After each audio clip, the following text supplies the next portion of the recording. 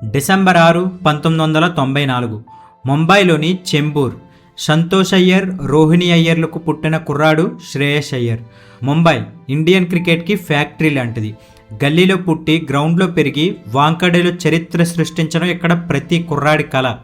కానీ శ్రేయస్ అయ్యర్ కథలో ఒక ట్విస్ట్ ఉంది.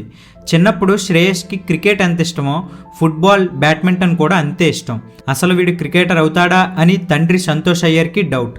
ఒకసారి అండర్-16 రోజుల్లో శ్రేయస్ అయ్యర్ వరుసగా ఫెయిల్ అవుతున్నాడు. ఏ తండ్రిని ఏం చేస్తాడో, కోప్పడతాడు, తిడతాడు. కానీ సంతోష్ అయ్యర్ గారు అలా చేయలేదు. తన కొడుకు డిప్రెషన్లోకి వెళ్తున్నాడని గ్రహించి ఒక స్పోర్ట్స్ సైకాలజిస్ట్ దగ్గరకు తీసుకెళ్ళాడు. నువ్వు ఓడిపోయినా పర్లేదు నాన్న, కానీ ప్రయత్నించడం ఆపకు అని ధైర్యం చెప్పాడు. శ్రేయస్లో ఇంకో యాంగిల్ ఉంది, ద మెజిషియన్. అవును, శ్రేయస్ అయ్యర్కి మ్యాజిక్ అంటే పిచ్చి. కార్డ్స్తో మ్యాజిక్ చేస్తాడు. ఎదుటి వాళ్ళని తన చేతివాటంతో ఎలా బోల్తా కొట్టించాలో చిన్నప్పుడే నేర్చుకున్నాడు. అదే మ్యాజిక్ బ్యాట్ పట్టుకున్నప్పుడు బౌలర్ల మీద చూపించడం మొదలుపెట్టాడు. శివాజీ పార్క్, జిమ్ఖానా, సచిన్ టెండూల్కర్ నడిచిన నేల. అక్కడ ప్రవీణ్ ఆమ్రే కళ్ళలో పడ్డాడు. ఆ రోజు కోచ్ ఒక మాట అన్నాడు, వీడి బ్యాటింగ్లో వీరేంద్ర సెహ్వాగ్ కనిపిస్తున్నాడని. ఆ మాట నిజం చేయడానికి శ్రేయస్ ఎంతో కాలం తీసుకోలేదు. 2014 నుంచి 2015 రంజీ సీజన్. శ్రేయస్ అయ్యర్ అనే పేరు ముంబై క్రికెట్ సర్కిల్లో మారుమోగిపోతుంది. ఫస్ట్ సీజన్లోనే 809 రన్స్ చేశాడు. జస్ట్ రన్స్ మాత్రమే కాదు, బౌలర్స్ని డామినేట్ చేసే aggression. 2015 IPL auction. Delhi Daredevils ఈ కుర్రాడిని 2.6 కోట్ల కొన్నప్పుడు అందరూ ఆశ్చర్యపోయారు. కానీ ఆ సీజన్లో emerging player of the year award కొట్టి తన విలువేంటో చూపించాడు. 2017లో టీమిండియాలోకి ఎంట్రీ. అప్పటికే టీంలో కోహ్లీ, రోహిత్, ధోని లాంటి దిగ్గజాలు ఉన్నారు. కానీ నెంబర్ 4 పొజిషన్ కోసం ఇండియా వెతుకుతున్న సమాధానం శ్రేయస్ అయ్యర్ రూపంలో దొరికింది. స్పిన్ బౌలింగ్ని ఆడడంలో శ్రేయస్కి సాటి ఎవరూ లేరు. బంతిని స్టాండ్స్లోకి తన్నడం కాదు, గ్రౌండ్ బయటకు పంపడం ఇతని అలవాటు.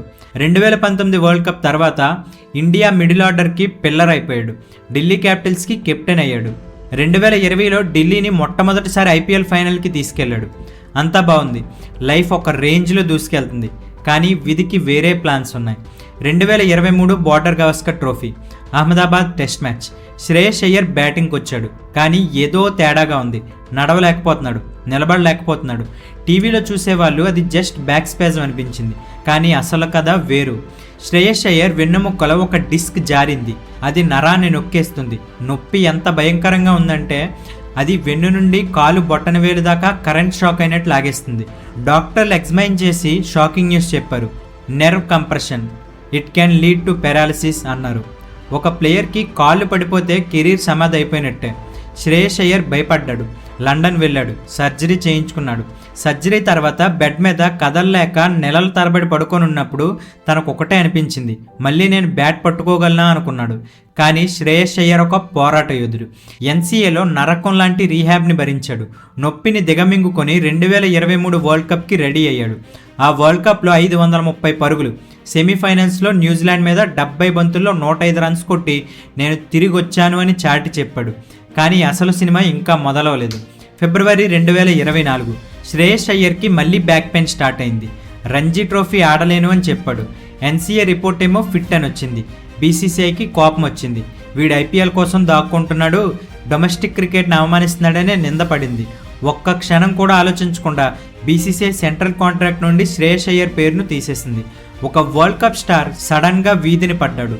సోషల్ మీడియాలో ట్రోల్స్, ఈగోయిస్ట్, డబ్బు మనిషి అని విమర్శలు. మానసికంగా శ్రేయస్ అయ్యర్ కుప్పకూలే పరిస్థితి. కానీ అయ్యర్ సమాధానం మాటల్లో చెప్పలేదు. తిరిగి సైలెంట్గా ముంబై రంజీ టీం దగ్గరకు వెళ్ళాడు. నాకు వెన్నునొప్పి ఉన్నా సరే నా టీం కోసం ఆడుతాను అని బ్యాట్ పట్టుకున్నాడు. Ranji trophy final, Mumbai versus Vidarbha. ప్రెజర్లో నొప్పిని భరిస్తూ 95 రన్స్ చేశాడు. ముంబైకి 42nd రంజీ ట్రోఫీ గెలిపించాడు. బీసీసీఐకు, విమర్శకులకు తన బ్యాట్తోనే ఆన్సర్ ఇచ్చాడు.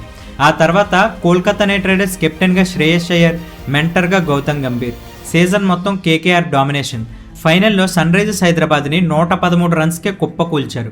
ఫైనల్ మ్యాచ్లో శ్రేయస్ అయ్యర్ కెప్టెన్సీ ఒక master class. First over Mitchell Starc ఇవ్వడం, అభిషేక్ శర్మను అవుట్ చేయడం అంతా శ్రేయస్ అయ్యర్ ప్లానే. కేకేఆర్ కప్పు గెలిచింది. కానీ మీడియా మొత్తం గౌతమ్ గంభీర్ని పొగిడింది. శ్రేయస్ అయ్యర్ని పక్కన పెట్టారు. గెలిస్తే గంభీర్ గొప్ప, ఓడిపోతే శ్రేయస్ తప్పు అనేలా తయారైంది పరిస్థితి. శ్రేయస్ అయ్యర్ నవ్వాడు, మౌనంగా ఉండిపోయాడు. తన విలువ తెలియని చోట ఉండకూడదని నిర్ణయించుకున్నాడు. 2025 మెగా ఆక్షన్. పంజాబ్ కింగ్స్ ఎప్పుడూ ఓడిపోయే టీం. కానీ శ్రేయస్ అయ్యర్ కోసం ఐపీఎల్లోనే సెకండ్ హైయెస్ట్ బిడ్ పెట్టి కొనుక్కుంది. శ్రేయస్ అయ్యర్ను పంజాబ్ 26.75 కోట్లకు కొంది. ఆ తర్వాత శ్రేయస్ అయ్యర్ పంజాబ్లో అడుగుపెట్టాడు.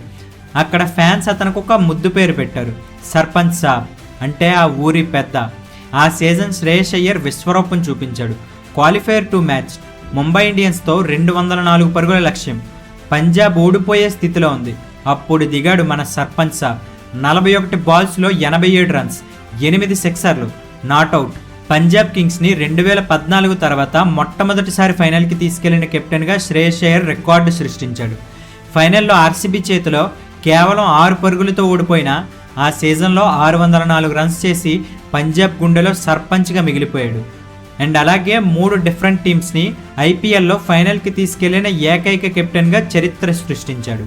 శ్రేయస్ అయ్యర్ ఢిల్లీని, కోల్కతాని అండ్ పంజాబ్ని, ఈ 3 టీమ్స్ని ఫైనల్కి తీసుకెళ్లాడు. ఇప్పుడు సీన్ కట్ చేస్తే ఫిబ్రవరి 2025 పాకిస్తాన్ అండ్ దుబాయ్లో ఐసీసీ ఛాంపియన్స్ ట్రోఫీ. మన టీమిండియా మీద అంచనాలు భారీగా ఉన్నాయి. గ్రూప్ స్టేజ్లో పాకిస్తాన్ మీద 56 రన్స్, న్యూజిలాండ్ మీద 76 రన్స్. ప్రతి మ్యాచ్లోని శ్రేయస్ అయ్యర్ ఒక గోడలా నిలబడ్డాడు. ఆ తర్వాత ద ఫైనల్ దుబాయ్లో అపోజిషన్ మళ్ళీ న్యూజిలాండే. 252 పరుగుల టార్గెట్. కానీ ఇండియా టాప్ ఆర్డర్ కుప్పకూలింది. గిల్, కోహ్లీ అవుట్. స్టేడియం మొత్తం నిశ్శబ్దం.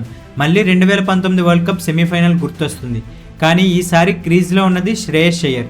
ట్రెంట్ బోల్ట్, మ్యాట్ హెన్రీ నిప్పులు చెరుగుతున్నారు. కానీ శ్రేయస్ భయపడలేదు. అక్షర్ పటేల్తో కలిసి ఇన్నింగ్స్ని నిర్మించాడు. ప్రతి పరుగు ఒక యుద్ధం. చివరికి 66 బాల్స్కి 48 రన్స్ చేసి టీంని గెలుపు తీరానికి చేర్చాడు. ఛాంపియన్స్ ట్రోఫీ ఇండియా సొంతమయ్యేలా కీలక పాత్ర పోషించాడు. ఆ టోర్నమెంట్లో శ్రేయస్ అయ్యర్ 243 రన్స్ చేసి మన టీమిండియా టాప్ స్కోరర్గా నిలిచాడు. ఈరోజు ఫిబ్రవరి 8, 2026. ఒకప్పుడు కాంట్రాక్ట్ లాక్కున్న బీసీసీఐ ఇప్పుడు శ్రేయస్ అయ్యర్కి మళ్ళీ గ్రేడ్ బి కాంట్రాక్ట్ ఇచ్చి గౌరవించింది. అండ్ అలాగే కోహ్లీ, రోహిత్తో సమానంగా నిలబడ్డాడు. శ్రేయస్ అయ్యర్ కథ మనకి ఏం నేర్పిస్తుందంటే, వెన్ను విరిగినా సరే నీ నమ్మకం విరగకూడదు. నిన్ను తరిమేసినా సరే నీ టాలెంట్తో వాళ్ళే నిన్ను వెతుక్కుంటూ వచ్చేలా చేయాలి. పంజాబ్కి సర్పంచ్ సాబ్గా, మన టీమిండియాకి నమ్మకమైన సైనికుడిగా శ్రేయస్ అయ్యర్ ప్రయాణం అంచెలంచెలుగా ఎదగాలని కోరుకుంటున్నాను. ఇప్పుడు తన ఏజ్ 31 ఇయర్స్. ఇంకా ఎన్నో రికార్డులు బద్దలు కొట్టాలి. కష్టాల్లో ఉన్నప్పుడు కుంగిపోకుండా శ్రేయస్ అయ్యర్లా తిరగబడు. ఎందుకంటే the come back is always stronger then the set back. 28 days 28 బయోగ్రఫీస్లో ఈరోజు మన డే 8. నెక్స్ట్ ఎవరి బయోగ్రఫీ చేయమంటారో కామెంట్ చేయండి. అండ్ ఈ వీడియో నచ్చితే లైక్ చేసి మన ఛానల్ని సబ్స్క్రైబ్ చేసి మన వీడియో ఎక్కువ మందికి రీచ్ చేయాలి. ఈ వీడియోని హైప్ చేయండి. అండ్ అలాగే మీ ఫ్రెండ్స్ అండ్ క్రికెట్ గ్యాంగ్కి ఈ వీడియోని షేర్ చేయండి. Thank you so much for watching.